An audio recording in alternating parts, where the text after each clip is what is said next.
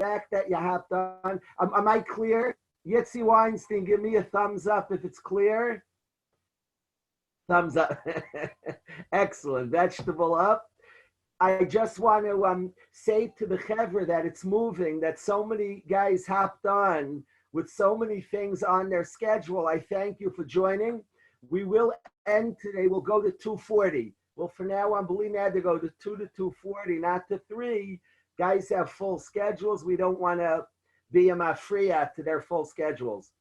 The Gemara, I want to, before we start the topic I want to discuss today, I want to say to everybody here to give chizuk. People are learning, and together we're getting together, not always under the easiest conditions right now. And I want to say to everybody, Gemara Sukkah, I'm learning with Moshe. I have discussed to learn with Moshe Kalish, and we're learning the 9th parak of getting together. Oh, we're not so clear now? Are we clear now? Not so clear now. Let's get this clear. Yaakov taught me his trick. Let's see. It's clear now? Now we're clear, Chevra? Good. So we learned the Gemara in getting together. And as well, this is also a Gemara in Sukkah. So I want to share. All over Shas, Rev Kahana ran away from Bavel and he went to Eretz Yisrael to go learn by Rabbi Yochanan. He had to run from Bavel, and Rev Kahana, the Amor Rev Kahana, ran to Eretz Yisrael. He was afraid for his life. He ran to Eretz Yisrael, and in Eretz Yisrael, he sat by Rabbi Yochanan. Rabbi Yochanan asked Rev Kahana many shaylas, and Rev Kahana taught Rabbi Yochanan many things. And around Shas, Rabbi Yochanan called Rev Kahana a nickname. We all know when you love somebody, a cool guy gets a nickname. Rabbi Yochanan gave Rev Kahana a nickname, and his nickname was Dilchain. Dilchain means one of you guys. Dilchain, one of them. And he called Rev Kahana one of them. And he meant Rabbi Yochanan was teaching Torah in Eretz Yisrael, and he meant he's one of them. He's one of you guys. He's from Bavel. He called him the Babylonian, one of them, Dilchain. In Sukkah, Rabbi Yochanan said to his Talmidim in Sukkah, Amar Rabbi Yochanan, Dilchain Amri, Dilchain He. Explains the Rishonim. I'll read it in the Lashon of Rashi and Tosfos. Amar Rabbi Yochanan l'bnei Eretz Yisrael. Rabbi Yochanan said to the Eretz Yisrael dickers, his Talmidim were from Eretz Yisrael, Savar Hayisi, I thought Shat Torah Shelachem. I thought Torah was going to belong to the Bnei Eretz Yisrael. Shaloi Gelisem E'artzachem. You would never went into Galus. Loi Hayalachem Tirif Hadas. So you had the proper Yishuv Hadas, the proper serenity to learn Torah. You in Eretz Yisrael didn't go through all the difficulties, all the abuse that the Bnei Bavel went through. So I thought Torah was going to belong to you. I thought Torah was going to come from the Bnei Eretz Yisrael. Alvo Ra'isi, when Rev Kahana came and dazzled Rabbi Yochanan with his knowledge of Torah, with his understanding of Torah, commented Rabbi Yochanan, Alvo Ra'isi, Shehi Shel Bnei Bavel. I see Torah belongs to the Bnei Bavel. Sha'afa Pisha Galu, even though they went into Galus and had so many difficulties, Amdalahem Chachmas Acherish Vamaskir Shagalu Yechanya. I see the Torah they were taught stood for them. They were Gibayrim Oisei Mulchama with great strength. They did.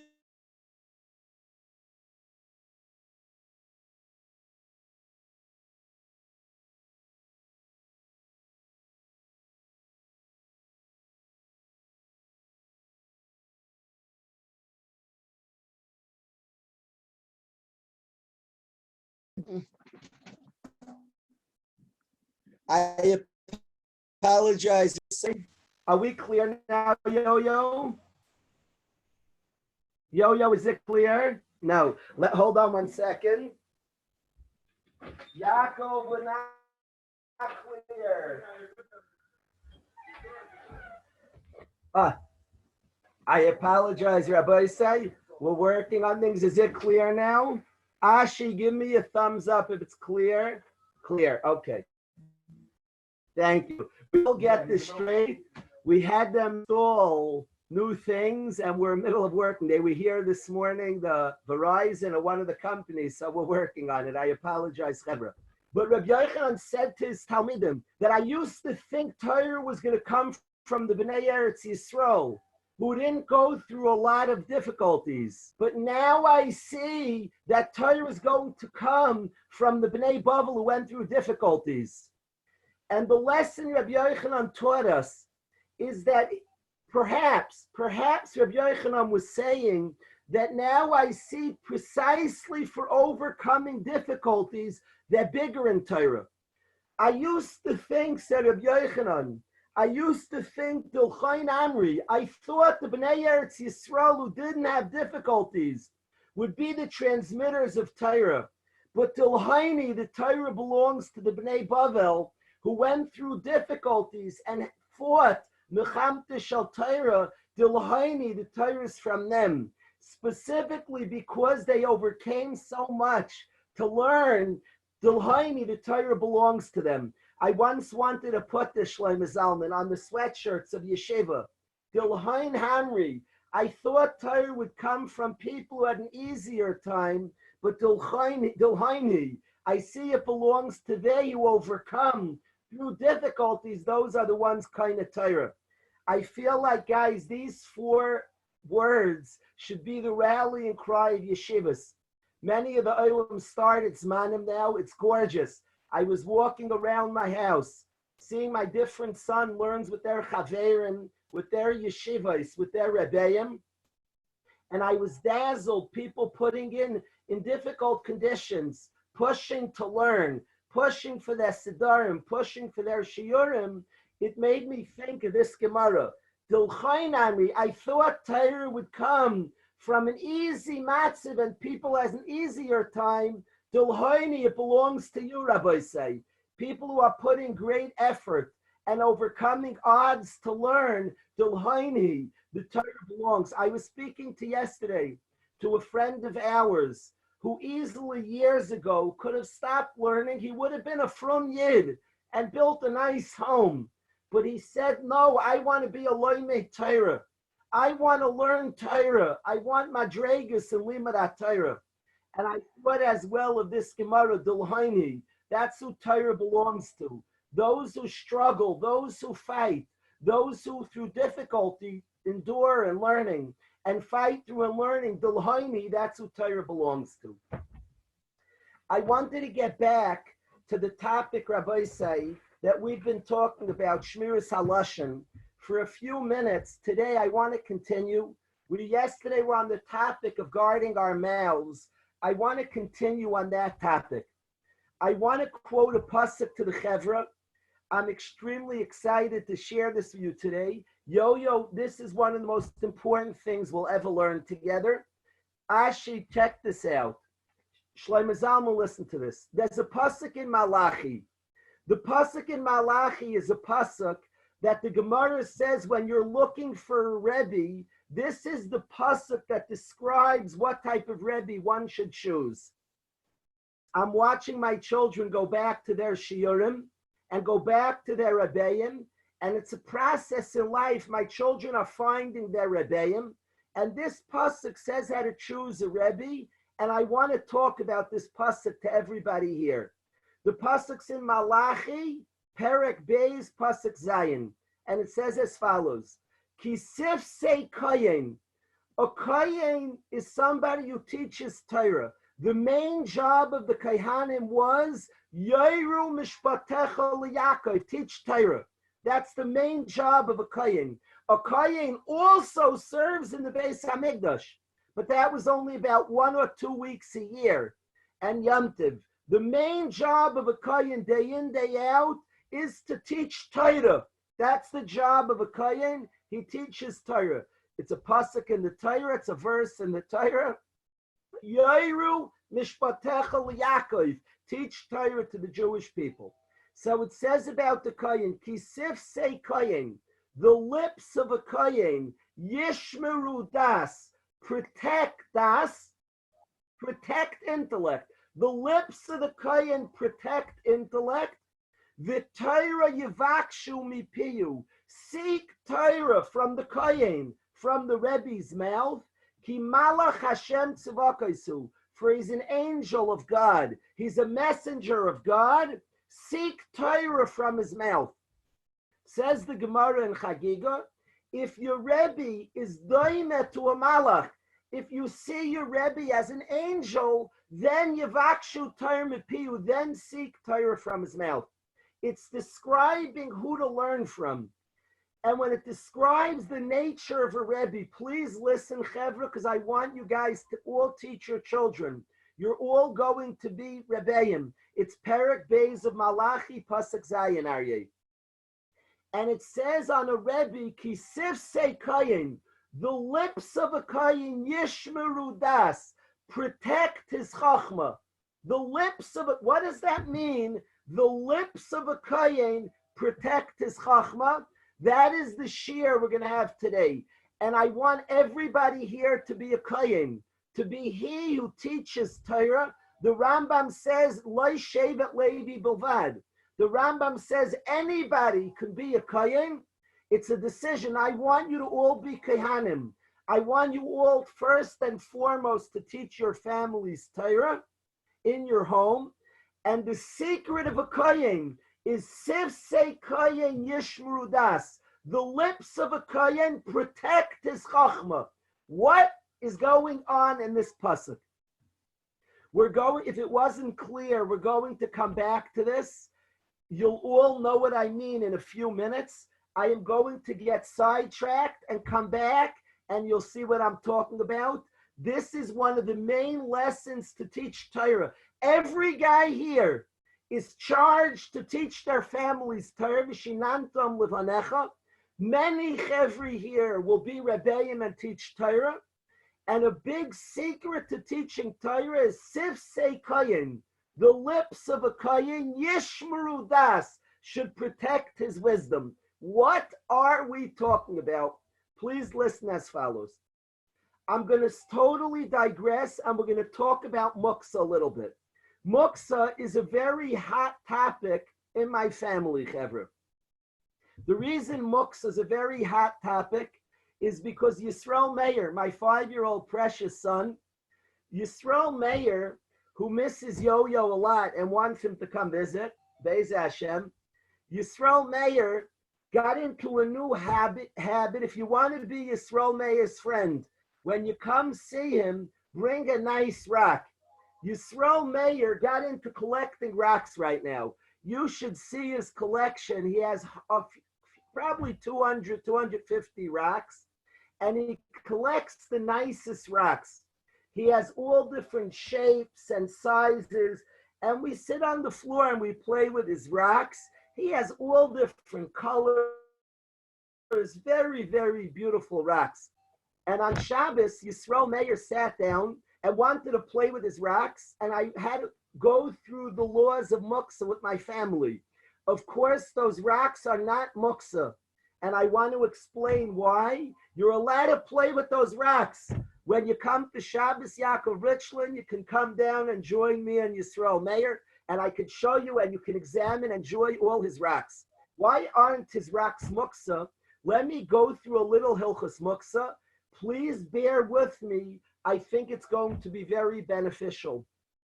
So in Hilchos Muksa, we're not going to go through, we're going to go a 5-minute abbreviated trip through Hilchos Muksa. There's something called the Kli Shemelachtoi Le'isser. A Kli Shemelachtoi Le'isser is a utensil whose normal point is something usher on Shabbos. For example, a pen. For example, a little show and tell, a pen. A pen is a Kli Shemelachtoi Le'isser. The normal use of this pen is to write with. One is not allowed to write on Shabbos. So this is muksa on Shabbos. Muksa means that it's separate from my mind. The typical point of a pen is to write. One cannot write on Shabbos, so it's not on my mind. So I can't move a pen on Shabbos. However, let's say you need that pen to scratch your back. I have a bad itch on my back, and I don't have in my room, I don't have anything readily available to scratch my back. And even during the week, I would sometimes take my pen. You're not allowed to touch yourself while you learn. So you use the pen to scratch. So on Shabbos Kodesh, if there's nothing else in the room, lichatchila, you can take the pen, pick it up, and scratch your back. You're allowed to do that. That's called l'tzayrich gufay. Because since even during the week, you would do that, you would scratch your back with it. On Shabbos, for that use, it's not muksa. As well, if a pen is on the table and I want to set up the Shabbos table, I could simply take the pen off the table. L'tzayrich mekayma, I need a spot. That's on a Kalish malachta le'isr. However, a stone from the street, a stone is what's called muksa machmas gufay. It's not made to be used at all. A stone has no use and is not, you cannot on Shabbos take a stone and scratch your back because it's a higher level of muksa. It's not like a pen which has some uses which are fine on Shabbos, like scratching your back. A stone is not made to be used. It's called muksa machmas gufay, and that you cannot take a stone and use it to scratch your back. You can't take a stone and play with it on Shabbos. However, Yisrael Meir during the week was miyached those stones for his toys. He made them his toys. Since he designated them as his toys during the week, they're made to be used. They are meant to be used. As such, they're not considered muksa machmas gufay. They are toys. He was miyached them. They're made to be used, and we're allowed to play with his rocks on Shabbos. But here's the halacha I wanted to get back to our pasuk. There's a type of muksa that always fascinates me. Please listen to this type of muksa. Sometimes a guy has a very fancy pen. He buys, I'm a very big fan of this, a guy writes a lot of Torah. I could picture a guy like Avi Lachman, who writes a lot of Torah, that beautiful Ben Torah. So he doesn't settle for some junky pen. He buys a beautiful pen, something really nice that he would never use to scratch his back. It's too fancy and it's designated for a singular task of writing on Shabbos. He cannot take his pen on Shabbos and scratch his back with it. That's a higher level of muksa. It's called muksa machmas chesaron kis. It's a type of muksa that you have an item that you wouldn't use for other things. If I have nothing else in the room and I'm learning by my desk, great picture, Yo-Yo. Show everybody that picture, Yo-Yo. Awesome. If I had, thank you, Yo-Yo. Excellent. Show it again. Show it again. Good to see you, Maishla, twice. Rabbi say, if I have a fancy pen, if I have a junky pen on my desk, and I need to mark a place in a sefer on Shabbos Kodesh, and I have nothing else in the room, I could take the junky pen and close my sefer and use it to mark it. However, if it's a fancy pen that's designated for one use, that's called the Kalish malach, the muksa machmas chesaron kis. Since you don't use it for any other purpose, you can't scratch your back with it. You can't set your place with it. That's called muksa machmas chesaron kis. The classic example is a surgeon's knife. Avi Lachman's pen and a surgeon's knife. A surgeon has this knife that's crazy chashuv to him, and he just doesn't use it for any other item. He won't use that knife to scratch his back, to hold open the door. That's a higher level of muksa. The keli that has a very specific use. So that's a din in muksa. I love thinking about that keli, that utensil. Ezra Shulman and I have an idea. We're going to do with the Mesivta. We're going to ask people to join. We're excited about the idea. I'm going to tell it to you. I'm only bringing out something here. Please bear with me. I know I'm sounding crazy. Bear with me, Kovi. As follows, Kovi. Ezra Shlomo and I have an idea. It's really every good idea as Yitzi Reis and Ezra's. And they want to do a very sophisticated show and tell.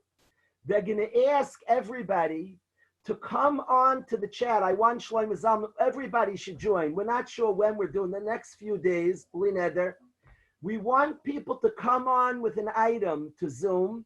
Some item that's crazy precious to you. It's some sort of heirloom. It might something precious to you. It might have been Yezaida's Kiddush cup. It can be an item like you have a little trophy that you won leagues when you were in 4th grade. Some item in your house that's precious, and we want a guy to tell us the story of that item. And we want like a precious item that's meaningful to a guy because it has a story. For years, I had a becher in my house that 5 guys bought me. I was a counselor one summer, and 5 of the chevra bought me a becher. They're amazing people, and that becher always reminded me of them. So we want people to play a show and tell, to have a sophisticated item, something that's dear to the people, and we're going to give a crazy reward for the ones who are the judges judge as the most neat item and the most neat memory. We're going to have a crazy reward. That's Ezra Shlomo Yitzi Reis's idea. I'm very down for it. When I was a youngster, my baseball glove was very important to me. The way I spent hours breaking it in, I liked the very broken in glove. It was under my mattress, and I spent a lot of time breaking in that baseball glove. If you think about Ike Cohn's basketball when Ike was in 12th grade, that basketball that he rarely missed the shot from, you didn't just take it, it's an indoor basketball. Woe to the person try to use that outdoors. It's an indoor basketball with a purpose. Picture a big athlete's sneakers. You got to be careful. I like the thought. Picture a hockey player's Baruch Grossberger's hockey stick. There's something cool about a precious item that a person values, and it's designated for a purpose. I always love that halacha of the surgeon's knife. A muksa, it's such a beautiful concept. You have a kli, you have a utensil that's just designated for one purpose. There's something so nice. The 8th grader's baseball glove, the hockey player's hockey stick, the basketball player's basketball, which you don't want it used for other things. If everybody can visualize, Nafti, visualize some keli like that, but something relevant to you.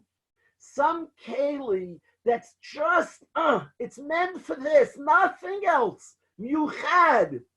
It's a beautiful concept. There are kelim that are designed for a certain thing. Now, Yo Rahmani, watch this. Everybody, Aaron Metz, what is Kalish talking about? Why in middle of Mussar did we start talking about Hilchah Shabbos and then Ike Cohn's basketball and your baseball glove, Kalish? What's wrong with your mind? So please listen, Rabbi, so hear me out. The pasuk says in Dvarim, the pasuk in Dvarim says like this. In Dvarim it says that we killed Bilam. The pasuk is Perek Lamed Aleph pasuk Ches in Bamidbar, and it says we killed Bilam. That's Bilam ben Ba'ar Hargu B'charev. We killed Bilam with a sword. Now Bilam was a sworn enemy of the Jewish people. Ibud Risha Imrina, the destruction of a Rasha's tremendous happiness. And in this great moment of Bilam's death, he was killed b'charev with a sword. Says Chazal, Rashi brings, why was he killed with a sword? Says Rashi, listen, Hu Baal Yisrael, he came to the Jewish people, the Hichlif Nasai Nasam, and he stole our umnis, our trade, our utensil. He took Ike Cohn's basketball. He took the surgeon's knife. He took Dan Kalish's baseball glove. He took our kli umnis, our utensils from our profession. Why? She'noishim ella b'fiyem. We only rely on our mouth. Our mouth is the weapon of a Jew. Val yedei tfilu v'akasha. We do everything through prayer and requests from Hashem. Our kli umnis, our utensil that we use is our pez, our mouth. Ubahu, and came this Russia, v'tafas umnasam, l'klalam b'piv. He took our kli umnis, our utensil, and he used it to curse us. So therefore we took his kli umnis, the cherev, al char b'chatichya, the keli of Esav, and we used it for his downfall. That was the midah keneged midah. But in this beautiful chazal, it calls our peh, our umnis. It's our trade. It's that which we use all our life. We're handed a very special utensil, our peh. Everything great we do with this mouth. Limud Torah with the mouth. Prayer with the mouth. Chesed, we discussed yesterday, the Iker Chesed is the kindness, the chizuk you give the ani. So is with our mouth. This is our kli. This is Yo-Yo, that little nephew, precious nephew of yours. He is going to grow up. The main utensil of his life is his peh, is his mouth. All of us have a utensil with which we are going to do our life's work. 7 years ago, my voice stopped working. It wasn't coming out. I kept losing my voice. And my wife, it was more than 7 years ago, much more than 7 years, much more. My wife sent me to a voice doctor. B'siyata d'shmaya, with Chesed Hashem, taught me things that helped a lot. And I remember thinking when I went there that how important speech is. Everything's speech and a sound is not coming out. Our mouths is the kli umnis to the greatness of our life, to connect to the Rebbeinu Shalom, to accomplish great things, to connect to each other. Our mouth is the great utensil of our life. Our mouth we learn with, our mouth we daven with, our mouth we do kindness with. As follows, Rabbi say, the mouth which does all these great things, we have to make sure to protect it. We have to make sure to protect it from other things. The Yesava Rebbe, but let's go back to that pasuk. Kisiv say Chaim, somebody whose sfasayim are designed to give forth das, to overflow with intellect and with ideas of Torah that they want to communicate through their mouths. Siv say Kayin Yishmru Das. The Kayin, are we clear, Mayor? Now it's clear. Siv say Kayin Yishmru Das. The lips of a Kayin guard his intellect by making sure his mouth is pure. He doesn't speak improperly. He wants to make his career with his peh. He wants to give over Torah, bring out the das into the world. The sifsei kayim yishmru das, protect the chachma. That kli cannot be made impure by using it for foreign things. So he doesn't speak lashon hara. He doesn't say nivul peh. He doesn't say sheker. The Chavetz Chaim in Perek Yud of Shara Azchira describes in detail on a kli umnis that you make so careful, a doctor is so careful with his knife not to use it for anything else. We have to make tremendous care, Rabbi say. Our mouths are our path to greatness. Don't use it for other things. The Gemara in Pesachim Gimel Amud Beis tells us, Rabbi say, that there was a kohen who used a very, just not a geschmack expression, when he described how much lechem upon him. 3 kohanim were schmoozing, and they were describing how much bread they got of the lechem upon him. And one said, I got kipul, I got the size of a bean. The other one said, I got the size of a kazayas. They were describing how much lechem upon him they got. And this Kayan said, I got the tail of a tummy animal. That's the size. And he used like a prost expression. He didn't use a dignified expression of what he got. Says the Gemara, Gimel Amud Beis and Psachim, Badku Achrav. They checked after this Kayan, and it turns out he was puzzled. We're describing, you know what a mid of a Kayan is? Is his mouth is pure. A Kayan's meant to teach Torah.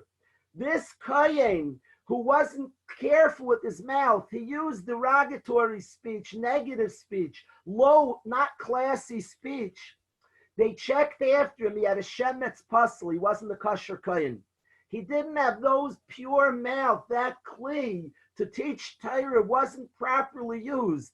It was used for other things in an impure way. He had shemetz psul. This Kayan had a shemetz psul. I think all of us, it's so cool to start viewing our dibur, our mouth, as the most precious utensil of our life, that we want it designated to give encouragement to another yid, designated to raise a family. Your mouth is going to raise a whole mishpacha. Your pet is going to teach your child Torah, is going to say to a little baby, Torah tziva lanu Moshe merasha kilas Yaakov. Your pet is going to say their night, give over the Messiah of Klal Yisrael, tell your family our rich history, that we come from Avram, who discovered Hashem. Our pet is going to spend a lifetime directing our children to Avinu Shebashamayim. Our pet is going to say prayers. Our pet is going to give encouragement to another yid. What a precious utensil. What a utensil to guard from Dvarim Asurim. It's something that all of us, using that mashal, that visual of the Kalish Malachta L'Isser, that's Muksa Machmas Chesarim Kiss. That utensil that's just designated, the beautiful utensil that has a specific purpose. It's so valuable and meaningful to you. That's our pen. And such an instrument, of course, we guard from things that are the hepech of what to use it for something else. There's a Gemara in Shabbos. Klal Yisrael is learning Mesivta Shabbos now, Daf Yomi. There's a Gemara Shabbos Kuf Yud Testament Beis the Chavetz Chaim brings. It says, "Ein adoime." It's not similar. Hevel piv. The statements of a mouth sheyesh b'chet, that has avera, that speaks lashon hara, that puts down people. Other sounds that come from the mouth are not similar. Lehevel piv she'ein b'chet, to a mouth that's pure. The quality of the basketball that was never used outside, that's designated just for basketball, something so nice about that fresh basketball. My son Maishi is a wicked tennis player, and he has tons of balls. A very schwache tennis player just brings any tennis balls, and go ask Yaakov Buff about this. A class act like Aryeh Barnett is not just collecting. You don't look in your toy chest for 3 tennis balls. You will not get a game against Maishi Kalish. If you dig up somewhere like under, the fridge, a few tennis balls, and you want to play them, you'll never get a game with Maish. A class act like Nafti and Aryeh Barnett go to play ball, you uncork a new bottle of tennis balls. They click it open, that can, and fresh balls. Those are balls, they're not dead, they're live. You can hit it start. There's a certain them you had for this game.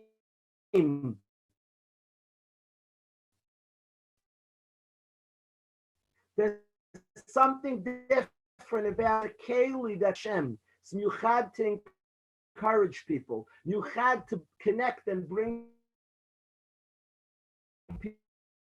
people close. Is it clear now? Thumbs up in Yom and Lowy. Are we clear? Thumbs up if we're clear. Mayor, we're clear. So Rabbi say, I ask us all to be mechazik. We're talking this week about Kedushas HaPeh, specifically us who have such a mission to teach our children, to remember that pasuk, Kisif Seikayin. When you look for a Rebbe, one of the things you should look is somebody who's very careful with his language. Because he with his peh is going to communicate das to you. If he himself is careful with his language, then kisif se kain yishmu das, then v'tar yivakshmi piyu, then seek Torah from his mouth. It's a very big secret. I once didn't take on a Rebbe because I felt he wasn't so careful with his mouth. He would use words that I was uncomfortable. I ran away.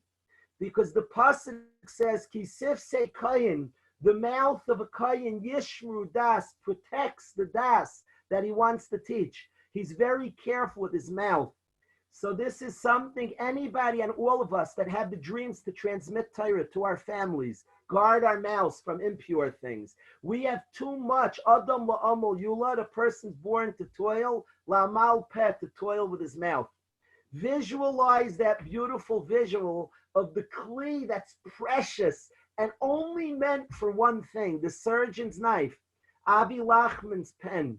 It's meant for one zach. You don't use a surgeon's knife to scratch your back. You don't use Avi Lachman's pen to scratch your back or to keep your place. It's designated for a purpose. Let's not use our mouths. I'm not even talking about Dvarim Asura, my friends. This is not an appeal not to say Lashon Hara and Isser Daraisa. It's not an appeal not to say Shkarim, that's an Isser Daraisa. It's an appeal to speak with dignity and class. That Kayin and Psachim didn't say anything bad, but he didn't have the attitude. By saying what was so bad, he said like a weird, not geschmack, not a classy mashal, but it showed that he didn't understand his mouth had a classy purpose. He didn't understand he was dealing with the surgeon's knife. He's not a Kayin. He's not somebody who's designated to give over Torah. This year, many of our chevra, for the first time in their lives, ran a seder. Shlomo Zalman Resnick, that beautiful yid, ran a seder. Everybody visualize you're going to be running a seder. You're going to hand to your children Messiah's HaTorah. Always speak all year round, understanding how precious that tool is. So to me, those halachas and muksa always excited me. Kli, that's a muksa machmas chesaron kiss, has specific purpose.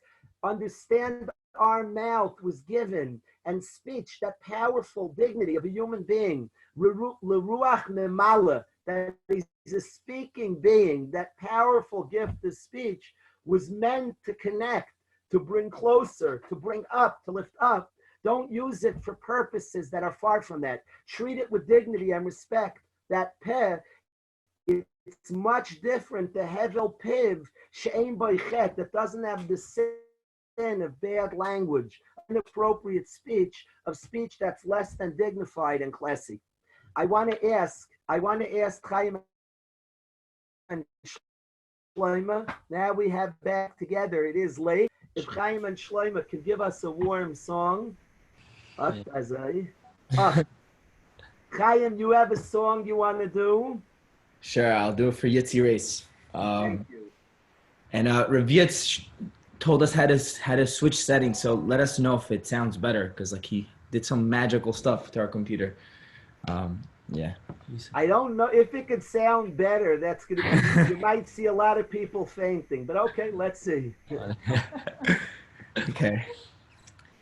When you call my sweet name, just know I'm here with you, my dear. When you call my sweet name, just know I'm here with you, my dear.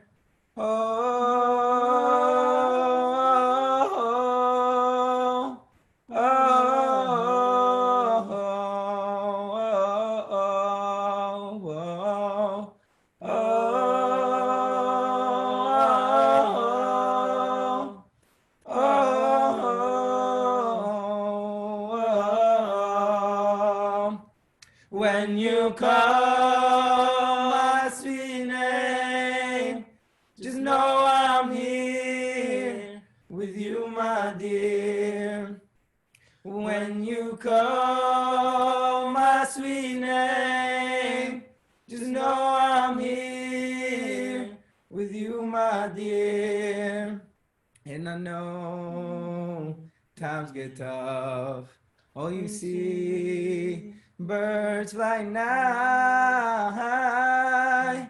When you call my sweet name, just know I'm here with you, my dear. Wow. That was gorgeous. That was gorgeous.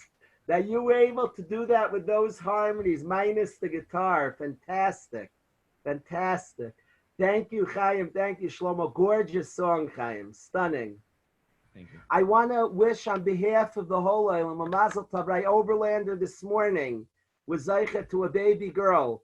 So a mazel tov to Rai Overlander, Shmigadel, his daughter, L'Torah, L'Chopo, L'Maisim Tovim, to be able to share simchas is such an honor. Thank you, Menachem. Thank you, Menachem Braun, for being here. Thank you, Zevi and Tully Rubin, for being here. It means a lot. Thank you, Zevi. Thank you, Tully. L'Kavod Zevi, I hold Matt Levin. You've carried us for weeks on weeks. You've mamish carried us. Matt, how are you? Amazing, unreal. Beautiful. Thank you for all that you've carried us, Matt. Everybody's talking about how much chizuk we've gotten from you. There's no words. Thank you, Matt. Appreciated everything.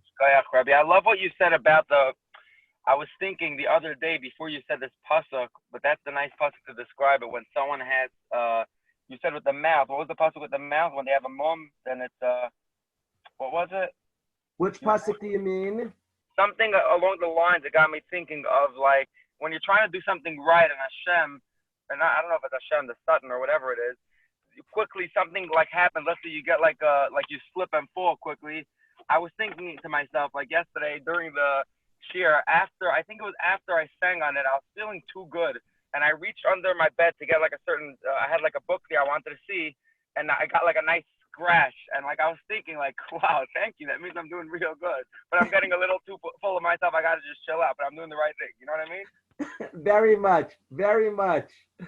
Hashem sometimes reminds us things. By you, it's mechaper on my avaynus, man. All right. Oh, that'd be nice. I would do that for you. Matt, maybe before, I know it's way past 2:40, but to listen to you, people that will go past 2:40. Give us what the song, by you, I'm for sure not picking songs. What song's on your mind, Matt? Okay, so obviously the Skvara Taiv Lahaydes. What else? Basically, I was thinking a good Torah on the word Taiv Lahaydes Hashem L'Zama L'Shimcha Elyon. So it's beautiful. First of all, the power of the mouth, like Rabbi was talking about before. Taiv Lahaydes Hashem. It's all praise with the mouth, and that's what we refer to him as Hashem when we give him Haidah. But Ulazama, when we sing, it's Mama Shimcha Elyon. It's so much higher. It's like the highest of Hashem. Taiv, Taiv, Lahaydes, Lahaydes, Hashem. Ulazama, Shimcha Elyon. Taiv, Taiv, Lahaydes, Lahaydes, Hashem. Ulazama, Shimcha Elyon.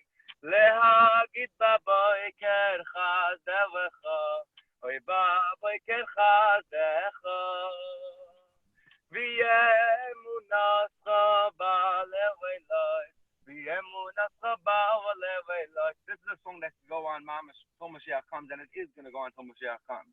It's like that kind of tune, you know what I mean? It just goes, it gets higher and higher, it never ends. Unreal. Excellent. Go a little more, one more time. Oy Taiv, Taiv, Lahaydes, Lahaydes, Hashem, Ulazam, Shimcha Elyon. Oy Taiv, Taiv, Lahaydes, Lahaydes, Hashem, Ulazam, Shimcha Elyon.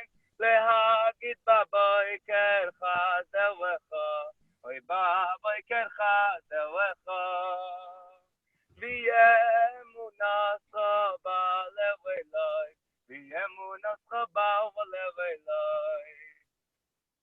Absolute, fantastic. Thank you, Matt.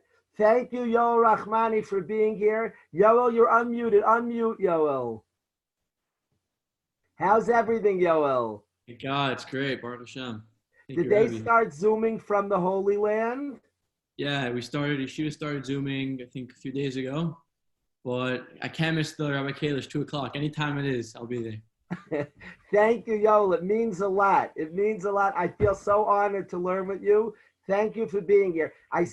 We all going to get together in person. Be'ez Hashem.